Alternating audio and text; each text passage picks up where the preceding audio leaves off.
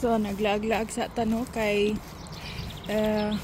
mamaya pa kasi darating yung kaklase ko, sasabay ako sa kanya.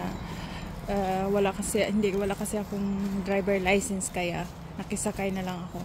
Pupunta kasi kami sa doon sa teacher namin kasi nga may doon kami kumbaga doon ang klase namin, hindi sa school. So ayan, pupunta na naman kami. May sasakyan kami pero hindi ako marunong mag-drive at wala din akong driving license, kaya ito naghantay ako. Ang usapan namin is 8:15.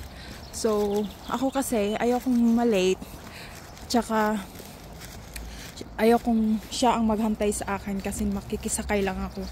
So ayan, ito yung nakikita nyo, ito yung marami kasi mga park dito na pwedeng yung mga palaruan ng mga bata, kaya maganda dito.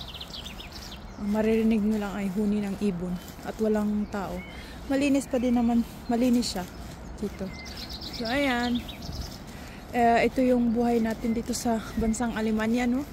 Mahirap mag-aral dito, lalo na yung salita nila is sobrang hirap, kaya sobrang mai-stress ka talaga. So ayan, dito na lang.